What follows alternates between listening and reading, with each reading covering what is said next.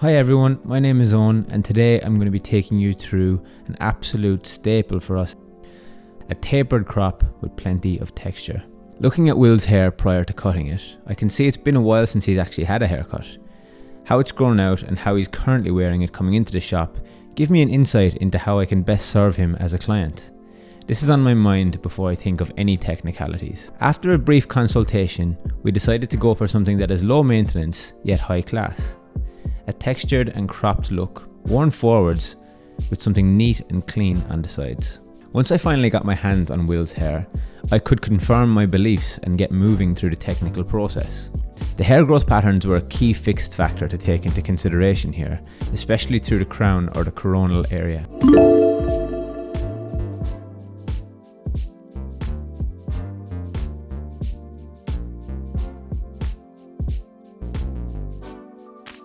I decided to build up my shape and structure through the top first, prior to approaching the sides. This is a common practice for us, one in which we truly believe in. After wetting the hair down, I sectioned out a box panel through the top, making sure I follow the hair's natural growth patterns.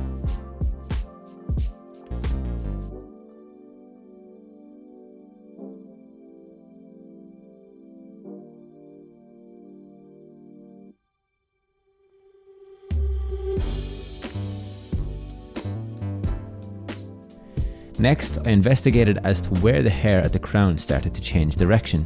From this point, I then worked forward diagonal sections to the right hand side from the crown to the front hairline. This is done at the rounding of the head. The reason for this sectioning pattern is it's going to help me build a weight line that will be the connection point between the scissor work and the clipper work.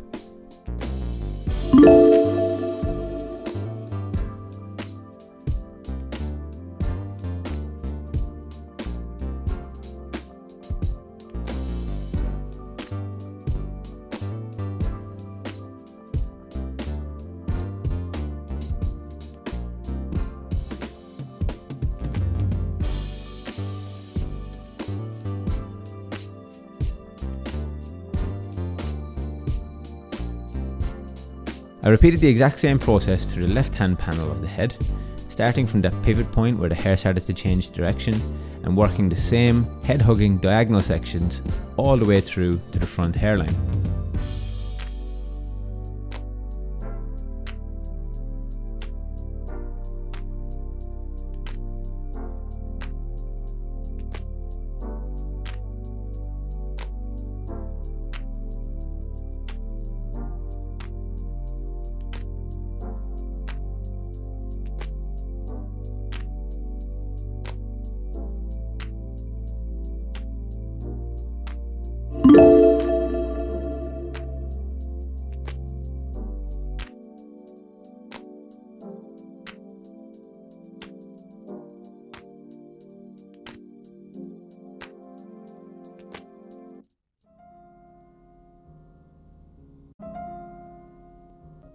Once I established my connection point, I then used my razor to decide what length I wanted the fringe to be. This is an important decision as it's going to be a determining factor for the overall length at the top.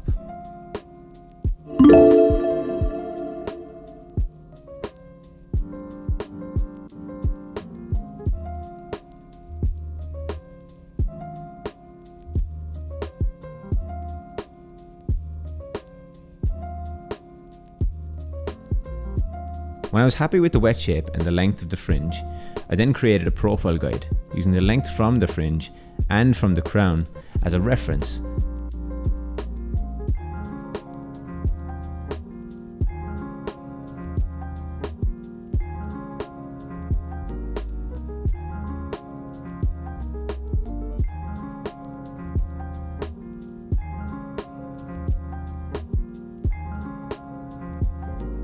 And then created a round vertical line to join up the two reference points.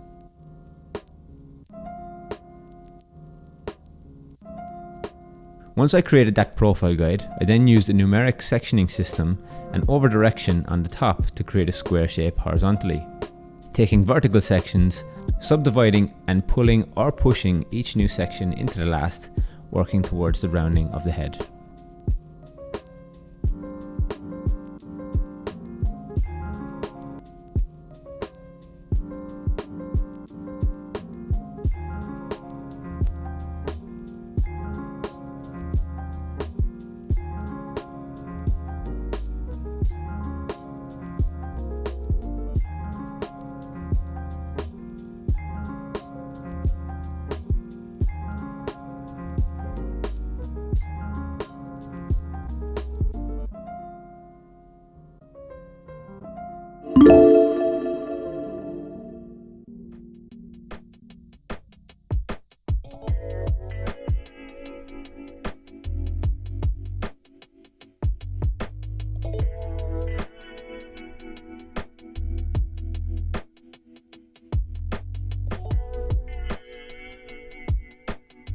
I repeated the same process on the opposite panel of the head, the only difference being is the mechanics of my over direction is slightly changing here.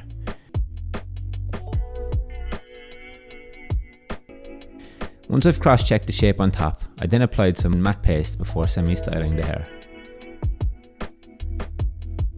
This styling will be done with my Dyson Supersonic, with the concentrator attachment, the diffuser and a brush. I started the styling process with a medium heat and the concentrator attachment to pack down the sides nice and smooth to prepare my clipper work. Once the hair was almost dry, I then switched over to the diffuser to bring out some natural texture through the top. I finally finished with the cool air to set the product and prepare for the clipper work. On the sides, I instilled a soft taper working some descending techniques through the temple and nape areas. I started my clipper work by using a number 3 guard to clear out the canvas. This number 3 guard is flicking right into the connection point between the top and the sides that I created with my scissor just before.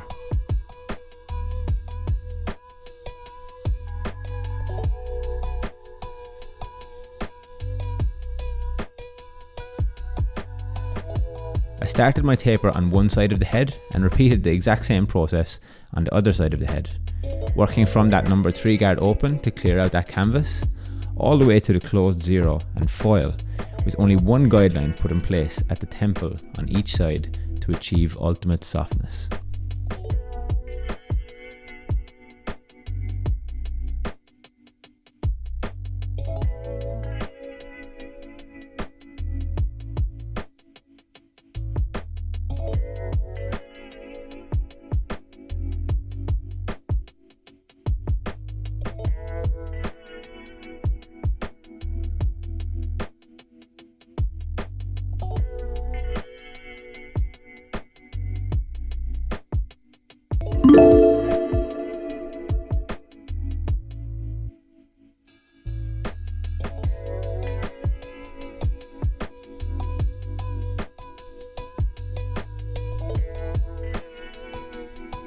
Prior to cleaning up around the ear with a mixture of clipper guard numbers, I used my detailer to shape up around the ears to maintain definition. This is where you really start to see the final look coming together.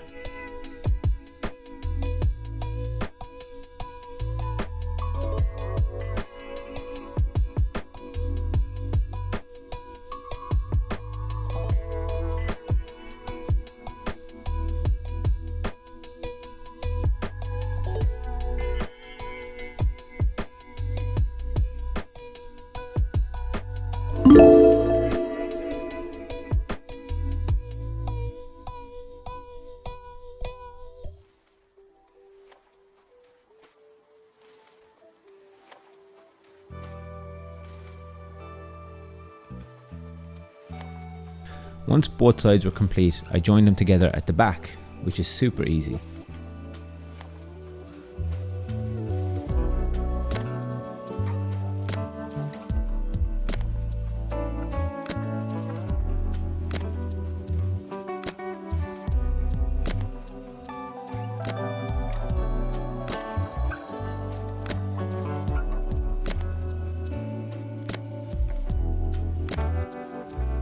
I spent the final few minutes refining this look visually with a combination of texturizing techniques and scissor over comb to personalise and soften the haircut.